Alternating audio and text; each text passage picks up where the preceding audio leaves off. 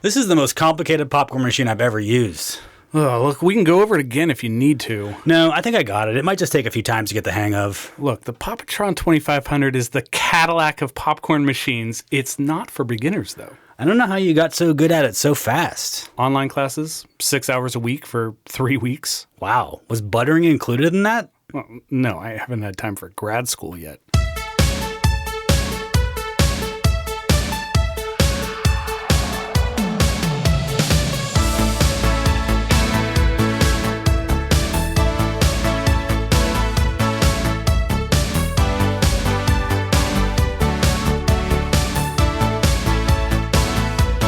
Welcome to Rewind Video. I'm Bob. I'm Rob. And we love movies. Good ones, bad ones, old ones, new ones, blockbuster films, B-movies, everything in between. So, Rob, there are a few things that happen year after year here at Rewind Video. Yeah? Around the holidays, we have droves of customers with the nerve to ask, do you have any holiday movies? I know. What a dumb question. I know. And we direct them to the right place. Most are disappointed to see that someone beat them to our copy of Die Hard, but so be it. On April 8th, we have no copies of Empire Records left on the shelf due to Rex Manning Day. And what is that? Rex Manning Day. If you know, you know. And on May 4th, there's not a single copy of Star Wars on the shelf. And because everything goes in cycles, it felt only right to look back at our themes from the first season of the show and bring back an oldie but goodie. Time to double dip. Yes. As our customers know, you and I are in charge of the staff recommendation shelf here at Rewind Video. Each time we update the films, we adhere to a theme. And this week's theme is once again back to school. But back to school 2, school's out. Not again. We're back. We're back, baby. I mean, this is one of those themes that had a lot to offer. It felt like we could do this even more than twice. We've done a lot of repeatable themes, for sure. For sure. But this one was one we had to go back to. There's so many school movies. Right. More school movies than parade movies. Yeah. Now, the title comes from the movie The Substitute 2. Oh, the title of this episode, School's Out. The Substitute 2. School's Out. Are you fond of The Substitute 2? Definitely never seen it. Just wanted to get a title, a subtitle on there that matched the sequel to a school movie. We're not going to be talking about The Substitute 2 or The Substitute 1. In fact, I think we should just leave it behind right now. Yeah. Well, when I went into this, I thought to myself, all right, well, time to do it a little differently. School isn't just high school. It's also college. It's other institutions of learning. I thought Top Gun, that's a school. Exactly. Right? Yeah. So I thought, let's get a little adventurous. Ask me if I did that. You did not. I did not. Yeah. I kind of thought the same thing, but there's so many good high school movies. Yes. And that's what I really enjoy about school movies for the most part. Maybe next time, maybe Back to School 3. Perhaps. Again, neither of us, not to spoil anything, neither of us chose Back to School. No.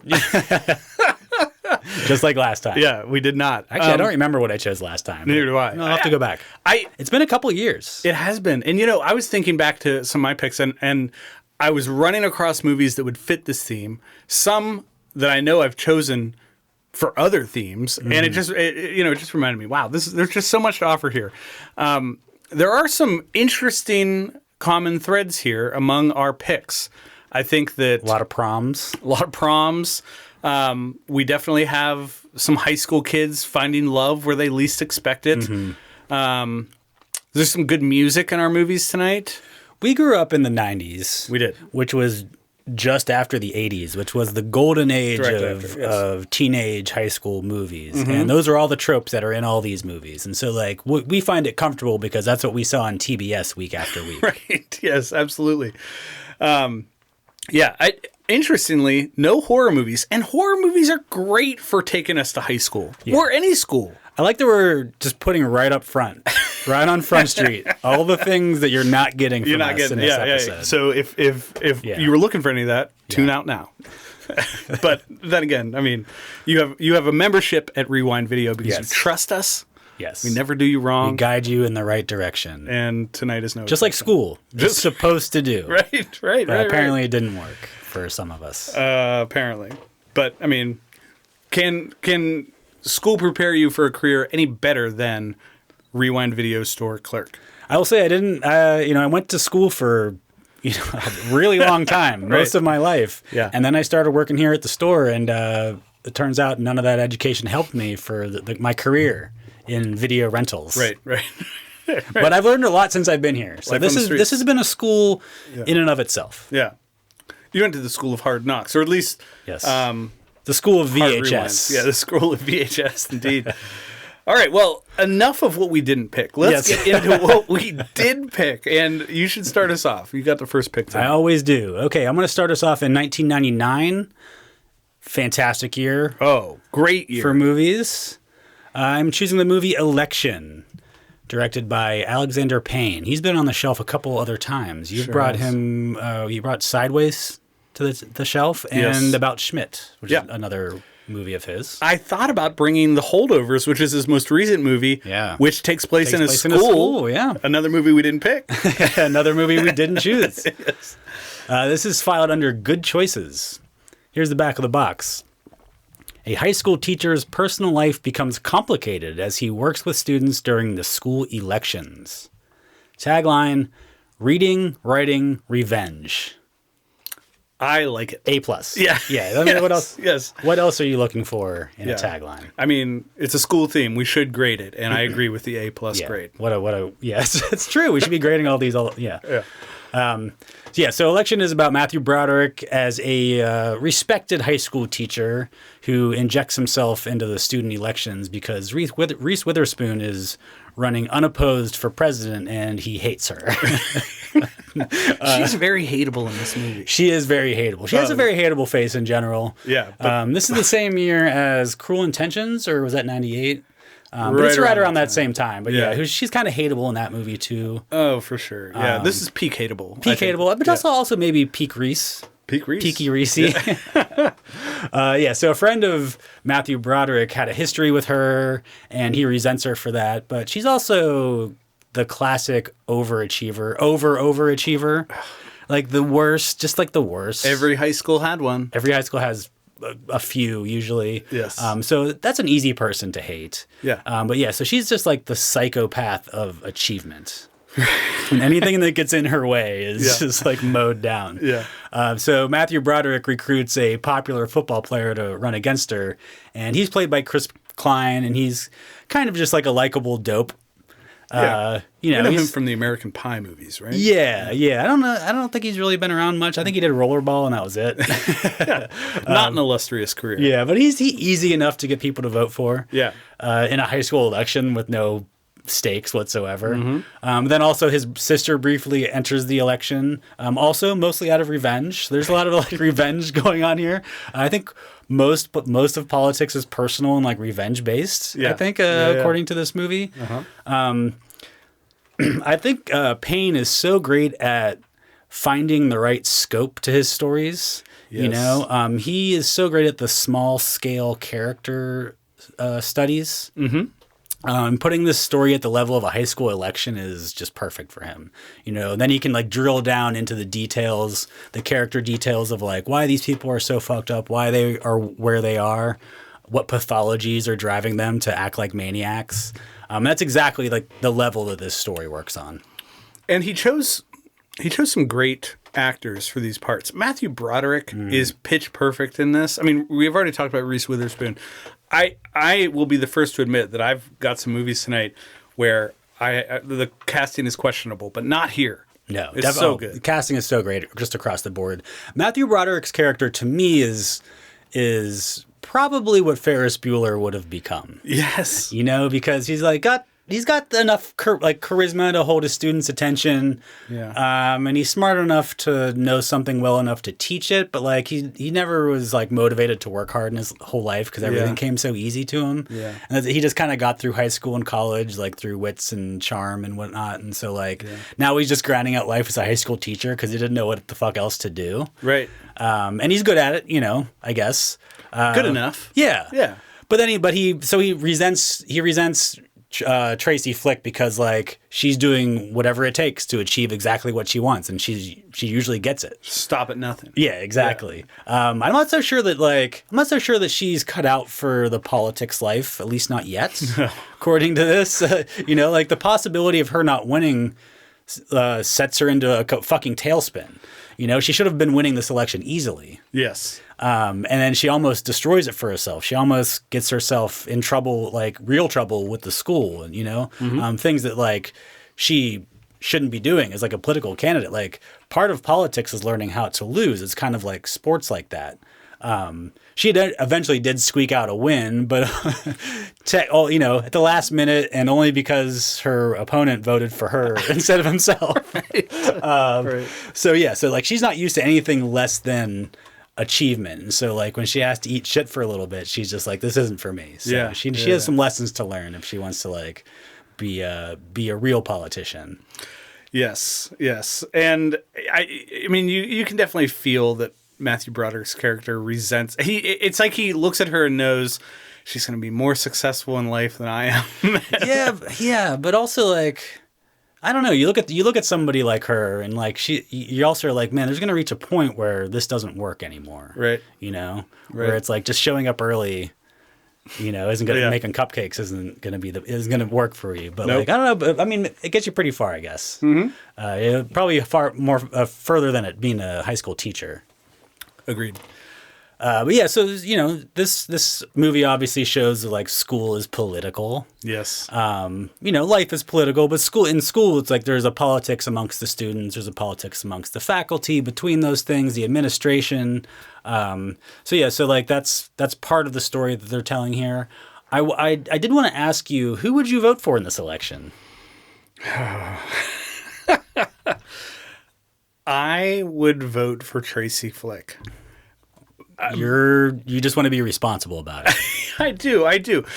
Now, I mean, I remember high school elections, and I mean, this was the year I graduated when this came out, and this was not identical to the high school elections that I was used to, but there was a lot of overlap here, and I don't know, maybe I'm just lame, but I liked the candidates that took their job seriously because I was like, well, I'm in good hands because I'm not cut out for this. And so in spite of her hateableness, I still feel like, well, this is the right person to be running things.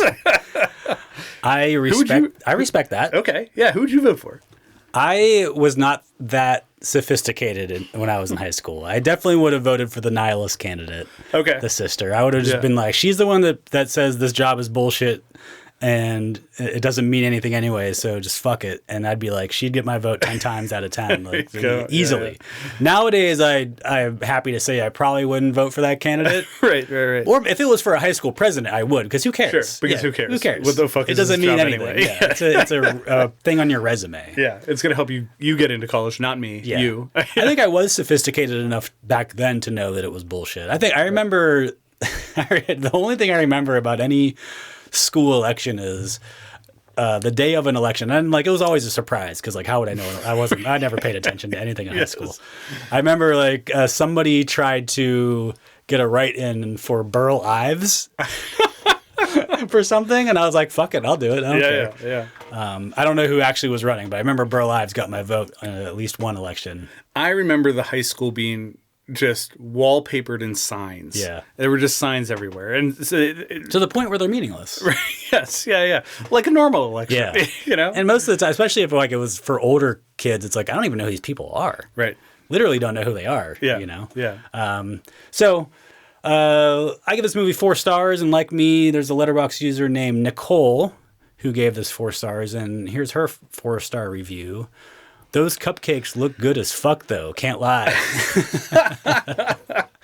I mean, sometimes that's what it takes to earn a vote. Especially like first thing in the morning, I would have crushed a couple of those cupcakes. Yeah. 100%. 35% of people on Letterboxd agree with us. 3.8 overall, so this is a highly rated movie, and I think it shows a strange aspect of school, but it's funny as hell, and I'm a big fan of it, so it's going on the shelf this week for school. Back to School 2. School's out.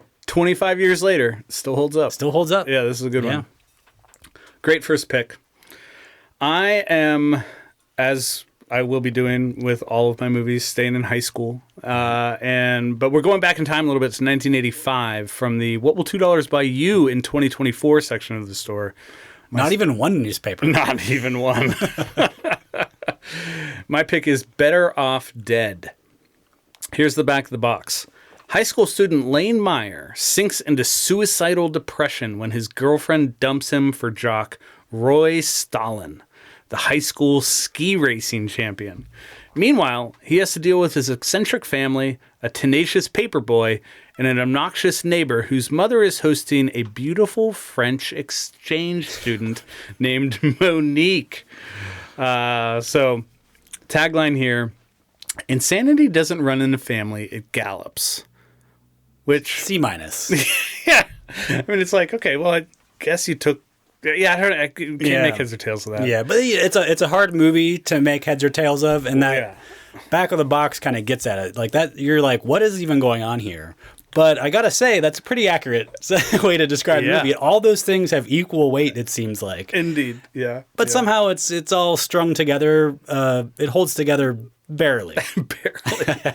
We did a good job of summarizing the experience of watching Better Off Dead. But this is one of those movies that I grew up watching. Took a long break once I exited high school and returned to it recently. I fully understand that for anyone coming at this for the first time, it's going to raise some questions. It's a weird fucking movie. It is weird. I would say even downright bizarre at times, but at the same time, there's a lot here that's true of the high school experience, some universal themes. I was also reminded of this and rewatched it probably several times in high school because of the Bouncing Souls song. These are the quotes from my favorite 80s movies, which takes that I want my $2 quote that we hear constantly throughout this film and makes it part of the song.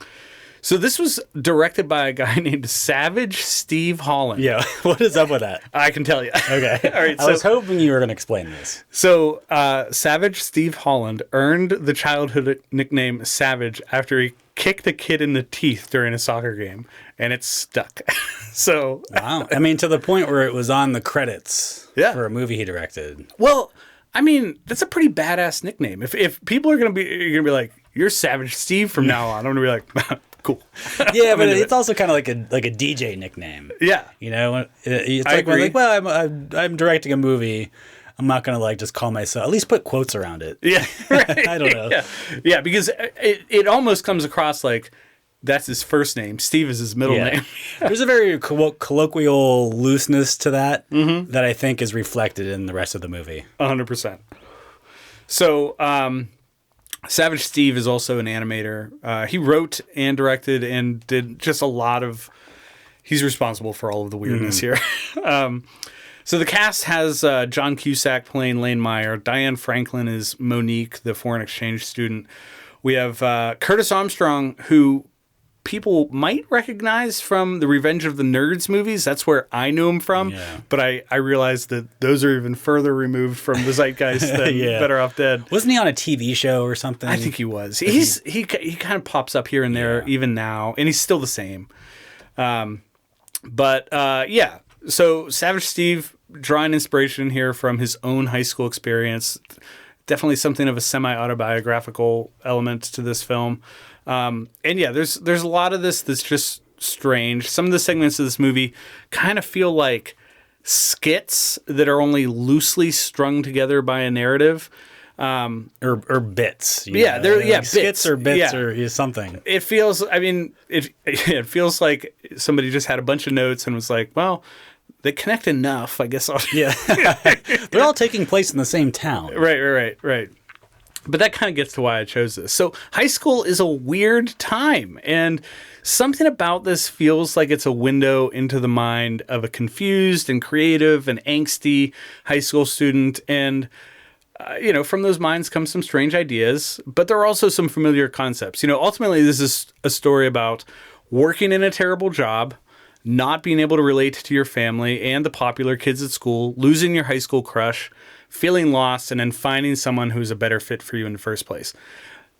But as an outline, that by itself doesn't really make for a very interesting movie. We've probably seen that movie 100 times. Yeah. We've not seen Better Off Dead. Yeah. But I mean, also like throw in a Van Halen music video with a stop action hamburgers in the middle of the movie for some reason. Absolutely. Like, it's just that kind of movie. It is. And I really appreciate the weirdness.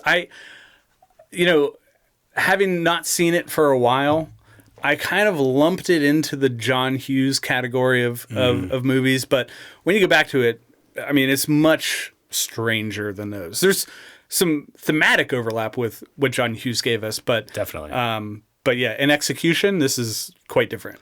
Yeah, it's got some cartoony elements, almost like a Saturday morning cartoon overlap. Yeah, somewhere. Yeah, I could imagine a lot of people saying, especially people that are seeing this for the first time, saying this hasn't aged well. But that would assume that it ever had a place in time, and I feel like this is strange, not afraid to be different. It's charming, and even after almost 40 years, I find it worth revisiting. And I just don't think that it functions as a movie that's trying to like be representative of an era. It just I mean, it does capture kind of how it feels to experience high school. Yes. At that age, because things, like everything's new and like you're figuring things out, and when you're that age, like things are happening constantly and none of it, fits together. So that's kind of what it feels like. I agree. Especially like as a kid, and that doesn't feel like a cartoon necessarily, but a little bit. Yeah, for sure. Critics did not like this. Siskel and Ebert gave it 2 thumbs down. Even John Cusack wasn't a fan. So according to Holland, Cusack walked out of a screening during the filming of Holland's One Crazy Summer, in which he also starred, and later confronted Holland saying, "Better Off Dead was the worst thing I've ever seen. I will never trust you as a director again. Wow. Don't speak to me." Yeah. Has he come around on it, or I think so. I mean, that's one of the things. This is... Audiences have warmed to this, and I mean, audiences liked it better than critics did when it was released, but it's definitely developed a cult following now. It's, the quirky sense of humor, and it is a charming movie. I think that people have found this and found something to love again. So, according to Letterboxd, the average user rating for Better Off Dead is 3.6 stars out of 5. 27% of people agree with my 4-star review. Sarah Hart, however, went a little higher with 4.5 stars. She said, "This fucking guy took a shower with socks on, and it still wasn't the weirdest thing in this movie." I mean, not even close. Not even close. I mean, it's even weird. I mean, he dried them with a hairdryer. Yeah. That's weird. That's quite strange. If you're going to take a shower with your socks on, just fucking go with it. Yeah, lean in. Yeah. So I'm throwing this on the shelf as my first pick for Back to School 2, School's Out. Back to School 2. Yeah. Okay. I'm going to stick in the 80s. I like it. Golden age of high school movies. 1987. I'm going with 3 O'Clock High. I had not seen this one. Really? No. Cool. This is filed under stacking paper. Back of the box. Nerdy high schooler Jerry Mitchell is assigned to write an article for the school paper about the infamous new delinquent transfer student, Buddy Revell. When Jerry accidentally invades Buddy's personal space and touches him, Buddy challenges Jerry to an after-school fight in the parking lot, which Jerry tries to avoid at all costs. Yes. Tagline, Jerry Mitchell just bumped into Buddy Revell. Now Jerry isn't thinking about math or English because at 3 o'clock, he's history. Ooh, okay. Well, it took a while to get there. Yeah, it took a while to get there. I think you can probably get rid of the first sentence. Yeah. You can just say Jerry isn't thinking about math or English because at 3 o'clock, he's history. Boom. Yeah. What's the first sentence for? Come on, people. Yeah. You know where we work.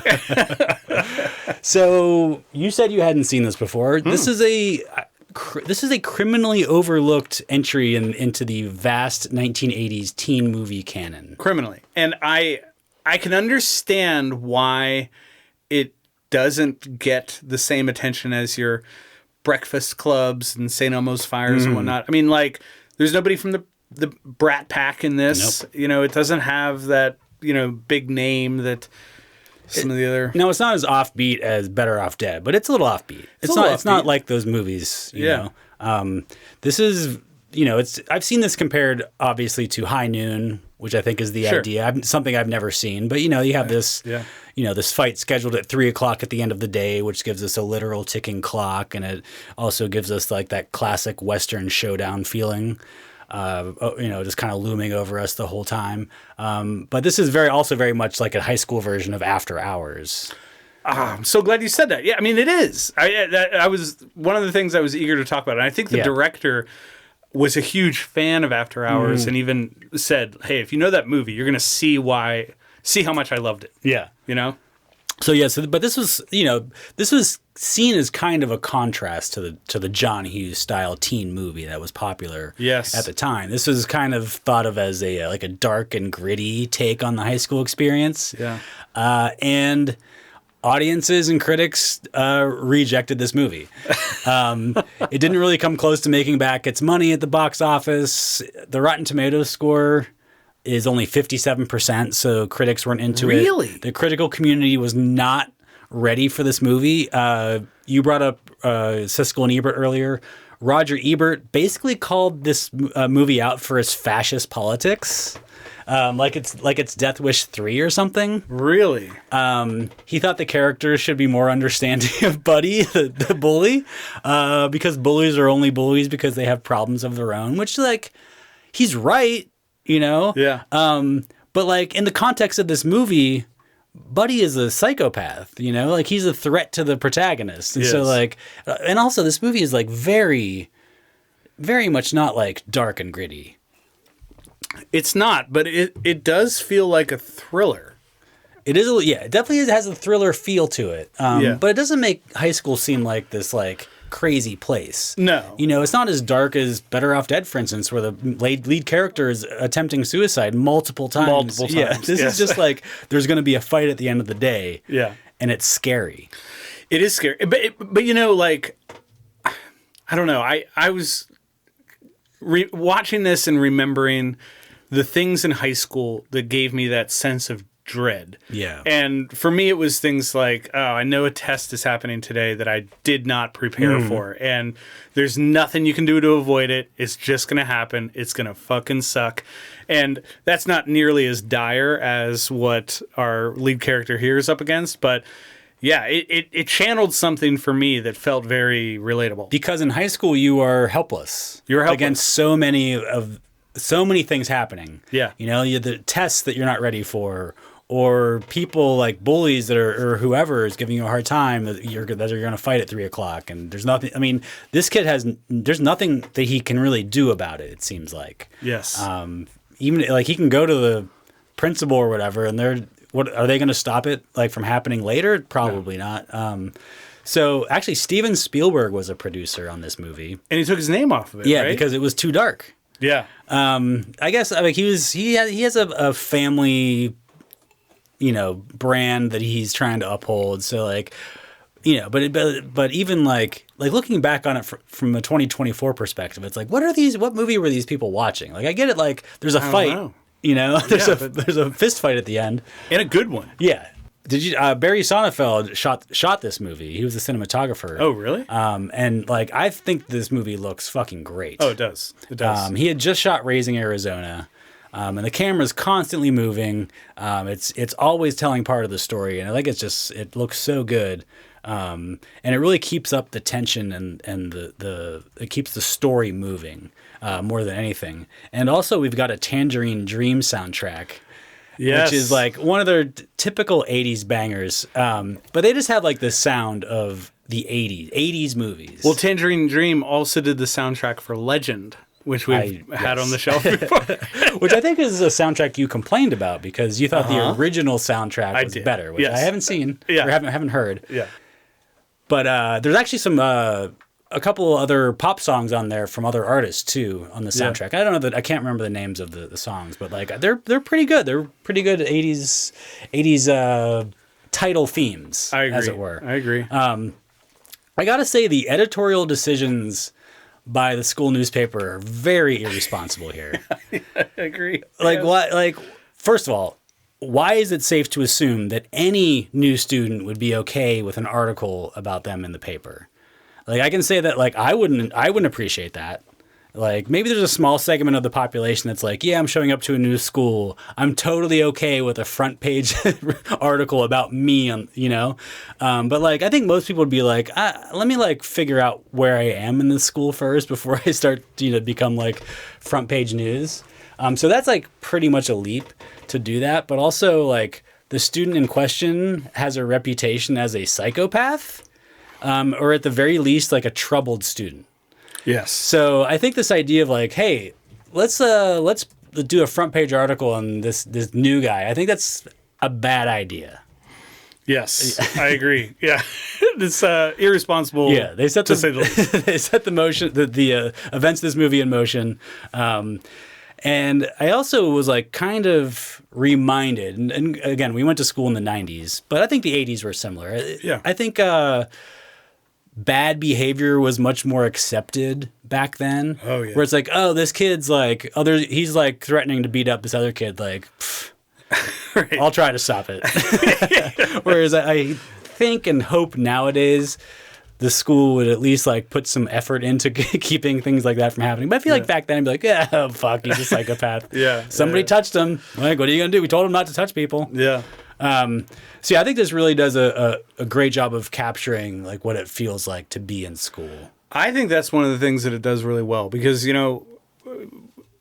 I would say true of most of the movies we're bringing to the shelf tonight and just a lot of high school movies in general, there's a lot that does not feel authentic to what high school is actually like. But this I think, this felt accurate.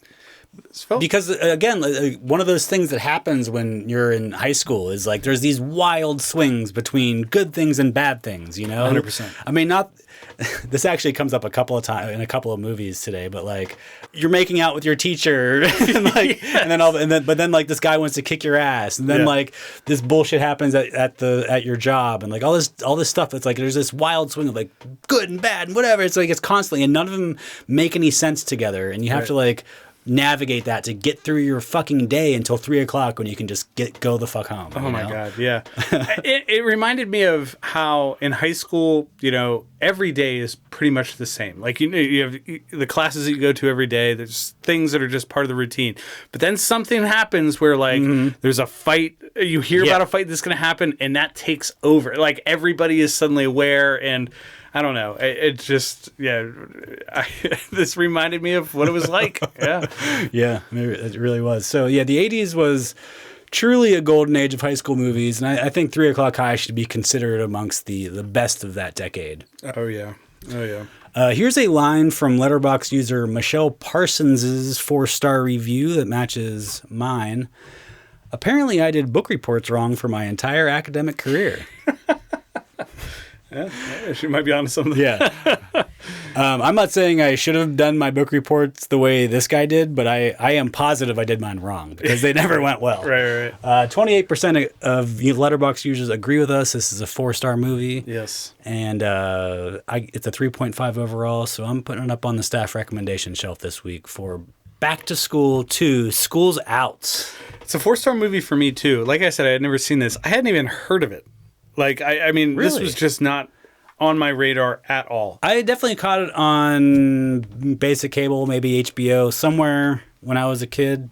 It was definitely on TV somewhere. That's how I would watch it. So this is something I watch quite a bit. Yeah. It's a good one. I'm excited for people to see this if I haven't already. We are staying in the 80s, Rob. I mean, it's such a good era for movies, especially high school movies. Let's ride it out. Stick around. We're going back to 1983 for my second pick. Wow. And this is from the Have You Checked Your Shower for Punks section of the store. Oh, God. That takes me back to high school. Sure. Valley Girl is my second pick. Classic. It really is. Back of the box synopsis. Lovely teen Julie Richmond is steeped in the excessive pink-clad culture of the San Fernando Valley, complete with her narcissistic boyfriend Tommy. At a party, however, Julie falls for an edgy Hollywood punk named Randy, and the two begin an unlikely romance. Torn between fitting in with her superficial friends and embracing a more nonconformist lifestyle, Julie ultimately has to decide to stay with Tommy or take a risk with Randy. Tagline, she's cool, he's not, she's from the Valley. I'm sorry, I'm going to start this over. I read it wrong. She's cool, he's hot, she's from the Valley, he's not. I mean, it's fine. They made a rhyme. I'm trying to like picture it on a poster with these actors. Yeah. And and in that context, B-. Yeah, B-. But it gets the job done. Yeah, definitely. There's more thought put into this than we get from a lot of taglines. Yeah. Short, punchy, but I think he's cool too. I think he's cool. Yeah, for sure, absolutely. Yeah, I think she's hot too. So. right. And neither of us are from the Valley, so. Yeah. All right, so this is another high school romance movie, which my first one was. This one is. I would say that Valley Girl definitely a little more grounded in reality than Better Off Dead. A little bit. Yeah. The 80s being the golden age of high school movies was also the golden age of like every movie has to have a romance in it, you know? So that's why that's one of the reasons all these high school movies have this storyline in there somewhere. Well, we're going to get into in a second a few things that every movie from this era had to have in it as well. But as the back of the box indicates, this is pretty much a love story between two people who wouldn't normally cross paths. And I think true of this time period, and maybe high school from the 80s, is that, cliques were very clearly defined. You did not venture out of like your circle of people. And so especially when you're talking about, like LA and the Valley. For sure. That's like saying like Manhattan and Staten Island or whatever. Yes. Accurate comparison, for sure. These worlds that the two characters occupy are dramatically different. Another one that I grew up with, mostly because there's a lot of this that feels like a teenage boy's fantasy. It was a little bit surprising to me when I was old enough to recognize that this was directed by a woman, Martha Coolidge.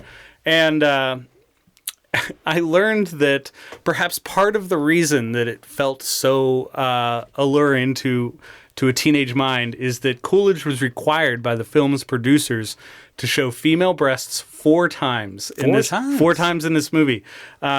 The thought was, well, it's going to make this more appealing to the fellas. So that was not uncommon back then. Right. Coolidge agreed in order to get the directing job, but found a loophole. She said they didn't say how long the shots had to be, which was not smart of them. So each instance of nudity only appears on screen for like a split second. I think she also said something like they didn't say how sexy they had to be. So it's like some of them are just like, she's just taking her shirt off to put on a different shirt or something like that. Yeah, definitely. Well, you said topless. Yeah, there you go. Yeah. Box checked. So the cast here has Deborah Foreman as Julie Richmond. She's the Valley Girl. Nicolas Cage. This is the first time that he was billed as not Nicolas Coppola. So prior to this. So this is Nicolas Cage prime. This is our first instance of Nicolas Cage. Yes. He's Randy. He plays the punk outsider who captures Julie's heart. There's also Michael Bowen, who is the quintessential 80s douchebag boyfriend. I mean, they all have their collars up. And plus, like the Valley thing was like, this is, I don't know if this movie is where it started, but like that was an archetype that, I mean, it kind of persists to this day. 100%. What the stereotypes that were associated with the San Fernando Valley in the 80s have not changed at all. Yeah. Hollywood was a much seedier place in the same way that like Times Square was a lot seedier back then. But even the lexicon, like you just saying like or totally, which is stuff I say constantly. That's where it comes from. That's it. Yep. Yep. Came to us from the Valley. So the club scenes where Randy takes Julie when they're kind of hitting it off and getting to know one another. These were filmed in a Sunset strip club, originally named Filthy McNasty's in the 60s and 70s. It later became a place called the Central in the 80s. And then Johnny Depp purchased it, and it's now the Viper Room. Oh, so wow. This was shot in what is now known as the Viper Room. I found it really funny how like they go to this club. Valley Girl goes with Nick Cage to this city club. Yeah. And first of all, they're getting into a bar. Well, they're in high school. They're getting into a bar and getting served alcohol, which should be like first like wow, like that's awesome. Like I don't think California wasn't one of those states where you could get alcohol at 18, was it? No, I don't think it was. So, no. I mean, that was definitely a thing back in the 80s, but like first of all, that should be amazing. But also, she's like, "Oh my God, this is so scuzzy and dirty and gross." And I'm looking around like everyone's kind of dressed nice, like everyone looks good. Like I guess it was like when you're dressed like a quote punk back then, that was like, "Oh, these people are gross," but like it wasn't like their clothes were dirty. They just had like a couple piercings. Yeah, and like looking at it from nowadays, it's like. This looks like a nice place. Like this definitely doesn't look like a place that would let high school kids in. No. This place looks nice. Yeah, it does. And it's funny because, we have a scene early in the movie where Randy takes his Valley Girl crush from the party in the Valley, and she's with her friend, into Hollywood. And you're supposed to feel like, whoa, this is a different and kind of scary world. That's definitely how the two characters feel. But as they're driving down this road, I'm like, this is where I want to be. Yeah. This looks amazing. Yeah. What a gift. It's kind of wild. Yeah. Plus, like, the music in that club is fucking great. This soundtrack is incredible. Oh, it's incredible. I mean, it's devoid of punk, which is surprising, but just banger after banger. The music here is phenomenal. Yeah, it's fantastic. It's one of the reasons that I really liked it. What's the song that was a big part of it? It was Million Miles Away. Million Miles Away. Million Miles Away. That might. That's like the song that is like that ties the story together. Yeah, That they play it twice, and it it triggers Nick Cage to be like, "Oh, I've made a huge mistake." Yeah, I have to go back the world to the and Valley melt Girl. with you. That's another. Yeah, that's. There's a lot of huge songs. This one's so just good. is electric There's a bunch in here that's great. I did run across a piece of trivia which I was not able to substantiate, so I'm gonna flag this as dubious. Okay, but there is a claim on the internet that Nicolas Cage's character Randy was loosely based on the real life of Tom Morello, the guitarist from Rage Against the Machine, which I question. But I mean, okay, so that means that Tom Morello went to a party in the Valley and met a chick. Like, I mean, that's like you could say that it's about anybody. Yeah. Who said that? Who said that? I don't know. Yeah, I'd here's the thing. Here's the thing about Nick Cage and his friend. They're dorks, right? Oh, for sure. Total dorks. Because they're dressed like punks, and they're from L.A. and like they hang out on the Strip. But like, you see when first of all. They go to a party in the Valley. Why do they go to this party? Because they heard about it online for like hot dogs at the snack bar. Like they weren't even invited. Yeah. And they're like, "Oh, we heard about this party," and they show up and they go to this party in the Valley of like not cool people. No. They like talk at people on the Strip and stuff, but they don't actually like seem to have any friends. Like Nick Cage is just like screaming like, "Hey, what's up, man?" Hey, and like. Well, you're getting at. I'm gonna jump ahead a little bit because you're getting at what is keeping this from being a 5-star movie. Okay. I think Nicolas Cage is so wrong for this part. Wow.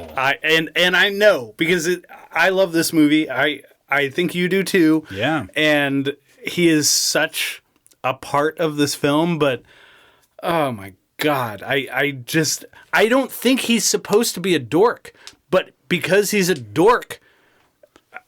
He seems that way. I think he's supposed to, when he's driving down the Strip and yelling to people, I think it's supposed to feel like, oh man, he's part of this scene. He's connected. He knows everybody. But I think the story works better if he's not cool. Like, I don't, because if he was like the cool guy, he'd be like, yeah, I'm going to hang out with this valley girl and then ditch her, you know, because I got cool things to do. He's like the big-hearted dork from high school, but like he lives in the city, and so, you know, he has to like play the part. But like if he was in the valley, he would be the, you know, the shy best friend who, you know, he would be the ducky part, you know? Right. I think it's a happy accident that it turned out the way it did, because, you know, I think what they were going for is, I mean, everyone thinks of Nick Cage in this movie as a heartthrob. Like all of the girls are like, oh, he's fucking gorgeous. With the crazy chest hair. Oh, yeah. I've never seen. I've never seen chest hair. But it only like it's like a Thunderbird logo on the top of his chest. It couldn't get any higher. Right. It's the weirdest chest hair I've ever seen. Yeah. But I think that what the director probably wanted was a dude who's really hot, but also seems credibly like he belongs in this. He's part of this culture. And what we end up getting, I think, is, you know, everyone's attracted to Nick Cage, and he seems like he's maybe like on the fringe of this culture, but not actually part of it. That's why I like it, because he's not the coolest dude. Yeah. You know, he's kind of just like playing the part. And, you know, like I read his character as, you see him on the beach with his shirt off, you know, the valley girl sees him on the shirt with his shirt off, and she's like, stud. And then she gets to know him, and he's not like exactly that, you know. And I think that's one of the reasons she likes him. But I think Nick Cage plays it as kind of like the dorky guy, you know. Maybe it was an accident, but like I like it like that. I'm gonna give you a hot take. Yeah, I think this movie and Better Off Dead might be better films if you swap Cusack with Cage in the two. Because I think Cusack could do this. I think he could still give you exactly what you want. Yeah. But I wouldn't buy him as the punk. No. Oh man, I would. I think they're both perfectly cast. I disagree. Okay. All right. No worries.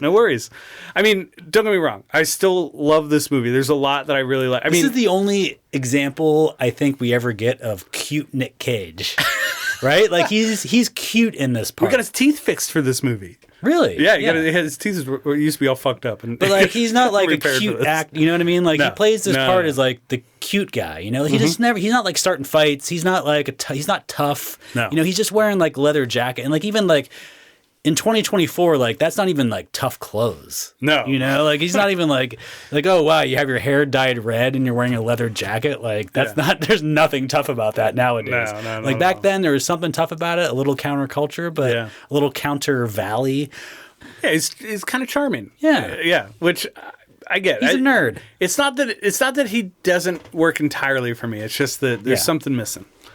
But I do love that Coolidge brings an authentic female perspective to this movie. So a lot of this is just conversations, you know? I mean, it almost feels like a Richard Linklater movie in a sense, because you're literally just in a room with people talking for a lot of this.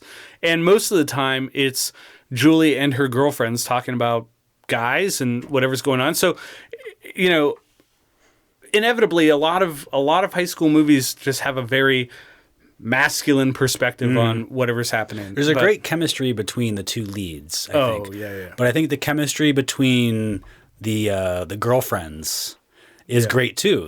They seem totally real, like totally real high school students. 100%. They seem appropriately aged. They don't seem like they're 30-year-olds playing these parts, right, you know, like right. They actually, like, it seems like a real relationship. I agree with you. Especially as it relates to just the characters and the way they behave.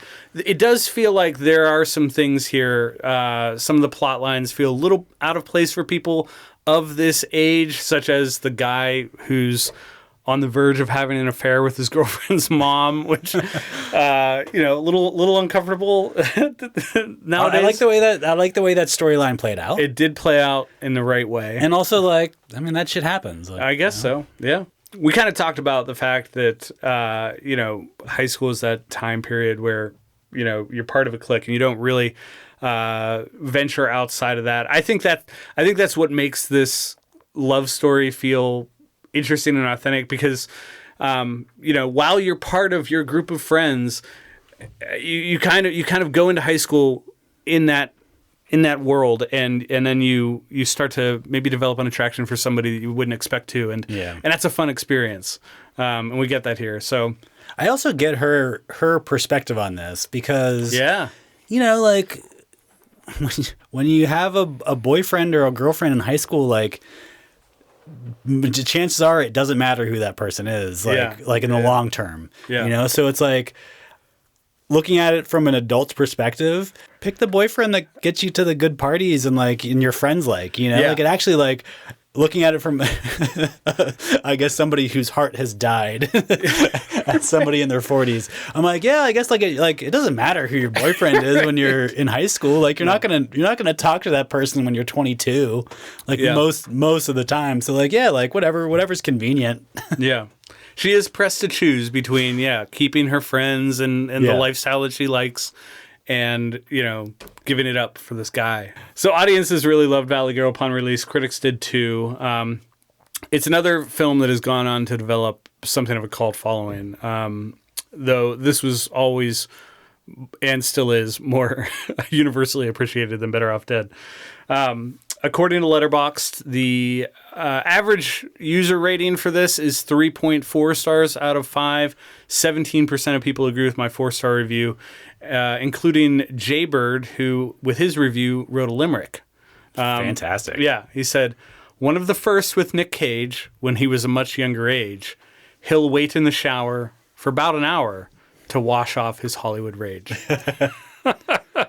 So, in spite of some of the problems I had with Nick Cage, I still love this movie, and it holds up. It's a great film. It's really great. Yeah, I'm a huge fan. Good. So that's my second pick. Fantastic. Okay, I'm going to bring us up to this century. 2012. The movie is 21 Jump Street. Man, it feels like 21 Jump Street came out more recently than this movie is 12 years old. That's fucking crazy. This is directed by Phil Lord and Chris Miller, who did the Lego Movie. Filed under second chances. Back of the box. In high school, Schmidt was a dork and Jenko was the popular jock. After graduation, both of them joined the police force and ended up as partners riding bicycles in the city park.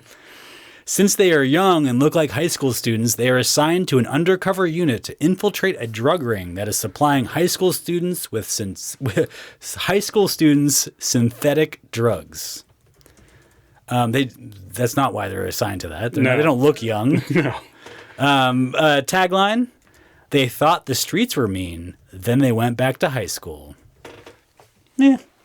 C+. Yeah. They could have done better. They could have done better. Yeah, 100%. Could have studied the film a little bit more. Yeah.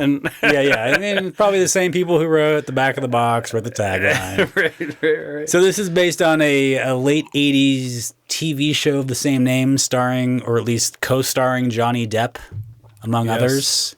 The show bounced around more, I think, but it wasn't just at one school. It was like different schools and clubs or something. I've never seen an episode. Neither have I. This is the show that like I completely missed somehow. Yeah, and don't you kind of want to watch it now? Oh yeah, for sure. It's a totally rad idea for a show. Yeah. And I guess like it was just like a couple years too early for me. Yeah. If it had come out, I mean, you're around the same age. Like if it had come out like a couple years later, or if I was a couple years older, I definitely would have watched this. We'd probably be wearing 21 Jump Street shirts right now. Yeah, for sure. Yeah. And I remember hearing about it and thinking like, that sounds fucking awesome. Like, yes. I wish there was a show like that now. But this movie stars Jonah Hill, who also co-wrote the script, and Channing Tatum as the cops who go undercover to break up the high school drug ring. This movie is, I think it's funny as hell.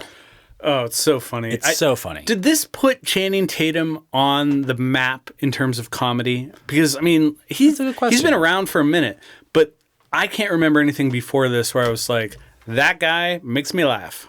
I can't really think of anything. When was This Is the End? Like he was brief part in that. Brief part, yeah. That was a cameo. But like I don't know, like what else has he done comedy-wise? I'll be honest, I haven't kept up with Channing Tatum's career very much. Right. but there's no other way to judge a comedy. This movie is just really funny. Truly funny. The script is funny. The performances are funny. But it also kind of reminds me of Hot Fuzz in the sense that it's a parody of the buddy cop genre, but it's also an example of the genre. Like it actually gives you what you want from those movies. 100%. This, and I just realized that watching it this time, this movie has the same thematic ending as Die Hard, which is a cop finds it in himself to be able to shoot people again. Yeah. And I also was like thinking that undercover cops, I think, are around more than you would think. Maybe. I mean, I knew an undercover cop. Oh yeah? Yeah. And like I was in a situation where like I probably shouldn't have known, or like I wouldn't have known except for like certain circumstances. Gotcha. I just thought he was like a person that was like around for things. Sure. And then I found out he was like an undercover cop and he was there all the time. And I was like, oh, this is like a thing that they just do. They just hang around places. Sounds like he was better at his job than Jenko and Schmidt. Well, I mean, I did know he was a cop. There you go. I don't think he was there for me. No. You know, but like also like being undercover is probably like also like it's important to be undercover. Yeah. And I could have told anybody. I've told a lot of people. I was thinking, though, this is actually a truly back-to-school movie because this is about people who go back to school, who are out of high school and go back to high school. Yeah. Which I feel like would be the nightmare to end all nightmares, right? Oh, my God. Yes. Absolutely. But I do love how Jonah Hill gets in too deep. You know, he starts to think that like he's back in high school and like he has a relationship and he starts to like take his classes seriously. He's so deep that he's applying to colleges, which I think is one of the best gags. Oh, it's so in good. The movie. It's so good. It probably doesn't help that he's like back living at home too. Yeah. But like, or that his actual high school experience was utterly miserable. And right now he's the cool guy because yeah. like the values have changed so much. Yeah. And I think like the characters are about our age, and so like I think it's like this strikes this comes home to us. It's like when we were in high school, the cool kids were the dicks. Like you had to be an asshole. But now the cool kids they're environmentalists and they like respect people and like friends with everyone. There's a different vibe to being cool, at least in 2012, than there was in the 90s. God, you know, I'm often reminded that high school today is a completely different. Well, keep in mind, that was 12 years ago. Right. We don't even know what it's like today. Right. Yeah. I mean, like, it was different when this came out. Yeah. I'm sure it's different even more now. But do you think it's gone? Do you think it's like swung back in the other direction? I have no idea. It's a fucking mystery, man. I'm almost afraid to find out. But I'm glad that I don't have any children in it. That's true. Yeah, that is a good thing. Yeah. I'm glad you don't either. Yeah. For sure. So this is a 4-star movie for me. Oh, it might be higher for me. It's not there yet for me, but you know, I like to let things marinate. I like to, I like to let things simmer before they go up to the next level. Yeah. So right now it's at 4, and on Letterboxd, critic Matt Singer says in his 4-star review, bumped up a 0.5 star because fuck you, science. This is a funny movie. Yes. Dude, we got to talk about this cast. I mean, there's so good. Comedic, this is the people in this movie. We've got Rob Riggle, who is never not funny. Ice Cube. Ice Cube is this is maybe his best role. Mm-hmm. I mean, Nick Offerman's here, Jake Johnson's here, Ellie Kemper's here. Like it's top to bottom. And the direction's good too. Yeah. I mean, you know, these guys understand comic timing. Yeah, Lord and Miller know what they're doing. The script is funny. Like it's just good jokes. You know, like they write the jokes for the situations. 30% of people agree on Letterboxd that this is a 4-star movie. 3.6 overall. Definitely deserves a place on Back to School 2's School's Out. Yeah, I agree. This week, so it's going up on the shelf. I was excited to go back to this. And I'm already looking forward to the next rewatch. I've never seen the sequel. Sequel's not quite as good, sure, but it's still good. Yeah, I need to get to that. You should. All right, well, I'm following your lead, and I'm going into the 2000s for my final pick as well. So, fantastic. 2015, my final pick is a movie called Dope, and we keep this movie wherever in the store. We are also keeping Me, Earl, and the Dying Girl, and I'll tell you why. So, are they duct taped together? Might as well be, because I've brought Me, Earl, and the Dying Girl to the shelf before. That is the story. It's a coming of age story through the lens of a high school kid applying to college, a high school kid who happens to have eccentric taste, doesn't quite fit in with the popular kids. I mean, there's a lot of similarities. Similar to this and Dope, but not as much dope. Not as much dope. No. Yeah, actually, it's got more in common with 21 Jump Street as it relates to Dope than it does with Me, Earl, and the Dying Girl. But yeah, I'm a sucker for this type of story, even if it isn't quite as strong for me as Me and Earl is. But yeah, back of the box. Malcolm is carefully surviving life in a tough neighborhood in Los Angeles while juggling college applications, academic interviews, and the SAT. A chance invitation to an underground party leads him into an adventure that could allow him to go from being a geek to being dope to ultimately being himself. Tagline, it's hard out there for a geek. C-. Yeah.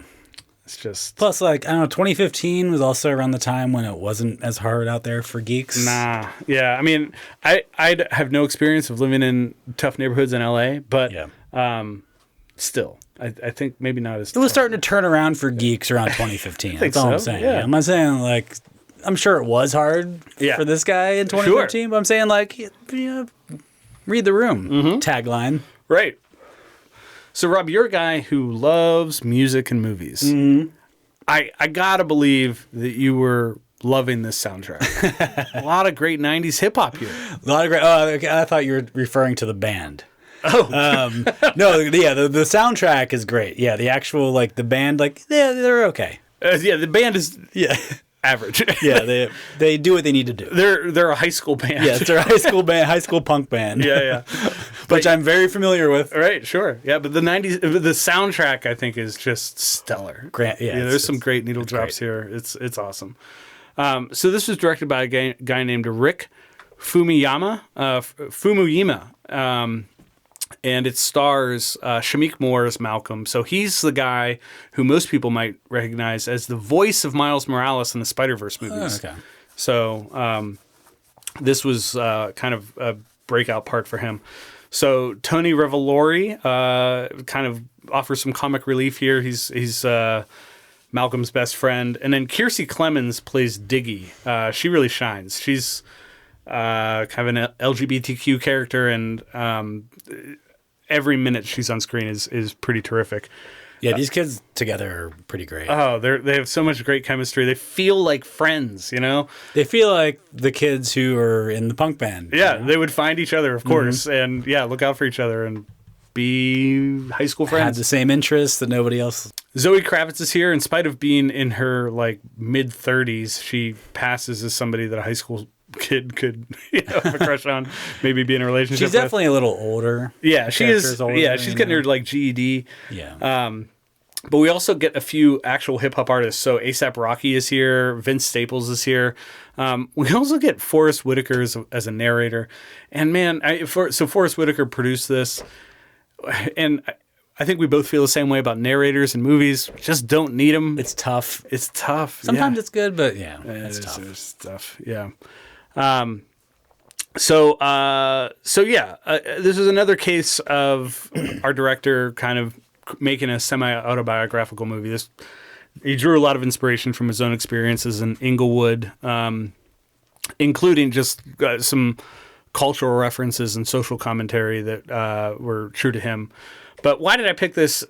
I think the performances are really great, especially Shameik Moore and Kiersey Clemons. I think they alone make this worth a watch, but it's also a celebration of 90s hip-hop culture. Even though this movie takes place in present day, it's a love letter to a period in time that was full of great things. I mean, it's just about love of VHS and Yes. comic, everything 90s, and the colors and like the fashion that they're wearing are all very, absolutely. very retro.